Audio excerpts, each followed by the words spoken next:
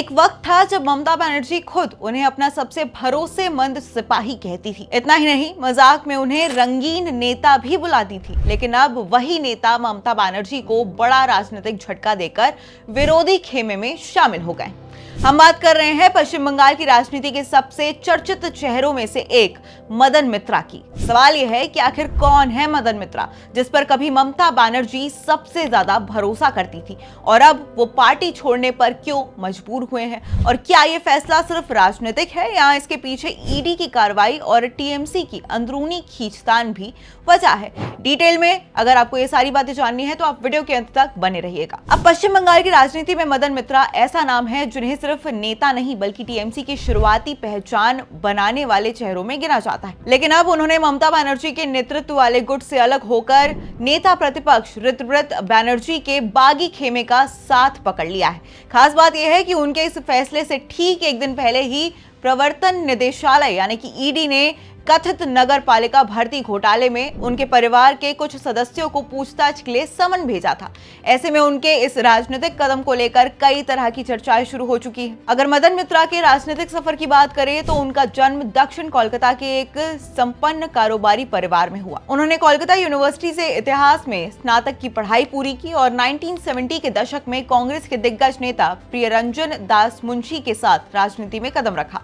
उस समय ममता बनर्जी भी कांग्रेस में थी, लेकिन दोनों अलग अलग गुटों से जुड़े हुए थे। इसके बावजूद दोनों की राजनीतिक यात्रा आगे चलकर एक ही रास्ते पर आ गई। 1990 के दशक तक मदन मित्रा दक्षिण कोलकाता में कांग्रेस के मजबूत नेताओं में गिने जाने लगे। टैक्सी यूनियन हो, कर्मचारी संगठन हो और इसी के साथ स्थानीय युवा क्लबों पर उनकी मजबूती काफी ज्यादा अच्छी रही। यही वजह थी कि वो जमीनी राजनीति के बेहद प्रभावशाली चेहरे बन चुके थे। आम लोगों के बीच उनकी पहुंच काफी ज्यादा मजबूत मानी जाने लगी थी।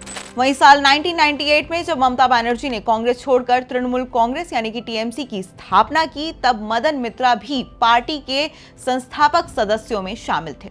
यही नहीं, ममता ने उन्हें पार्टी का महासचिव भी बनाया और बाद में तृणमूल युवा कांग्रेस की कमान भी सौंपी और लंबे समय तक उन्हें पार्टी का सबसे भरोसेमंद संगठनकर्ता माना जाता रहा। तो वहीं जब 2011 में जब ममता बनर्जी पहली बार पश्चिम बंगाल की मुख्यमंत्री बनी, तब मदन मित्रा ने कमरहाटी विधानसभा सीट से जीत दर्ज की और इसी के साथ उन्हें राज्य सरकार में खेल, युवा कल्याण और साथ ही परिवहन जैसे अहम मंत्रालयों की जिम्मेदारी मिली। उस दौरान उनका कद टीएमसी के बड़े नेताओं में गिना जाता था। लेकिन इस साल 2014 उनके राजनीतिक करियर का सबसे कठिन दौर लेकर आया। शारदा चिटफंड घोटाले में सीबीआई ने उन्हें गिरफ्तार किया। करीब 27 महीने तक वो जेल में रहे। स्वास्थ्य कारणों से उन्हें अस्पताल भी भेजा गया और बाद में अदालत से जमानत भी मिली। जेल में रहने की वजह से वो 2016 का विधानसभा चुनाव प्रचार भी नहीं कर पाए और अपनी सीट हार गए थे। हालांकि 2021 में उन्होंने कमरहाटी सीट से शानदार वापसी की और 2026 के विधानसभा चुनाव में भी जीत दर्ज करते हुए अपना राजनीतिक वजूद कायम रखा। अब मदन मित्रा सिर्फ अपनी राजनीति के लिए नहीं बल्कि अपने अलग अंदाज के लिए भी हमेशा चर्चा में रहे हैं। जहां ज्यादातर नेता सफेद कुर्ता पजामा पहनते हुए नजर आते हैं, वहीं मदन मित्रा हमेशा रंग बिरंगे कपड़े, डिजाइनर चश्मे और स्टाइलिश लुक और स्टाइलिश जूतों के साथ नजर आते हैं। वहीं सोशल मीडिया पर भी उनकी जबरदस्त फैन फॉलोइंग है। फेसबुक पर लाखों लोग उन्हें फॉलो करते हैं और वो अक्सर लाइव आकर अपने समर्थकों से बातचीत भी करते हैं। इतना ही नहीं, उन्होंने बंगाली फिल्म ओह लवली में भी अभिनय किया हुआ है। अब सवाल उठता है कि आखिर इतने पुराने और भरोसेमंद नेता ने पार्टी क्यों छोड़ दी? टीएमसी से अलग होने के बाद मदन मित्रा ने खुलकर अपनी नाराजगी जाहिर की है।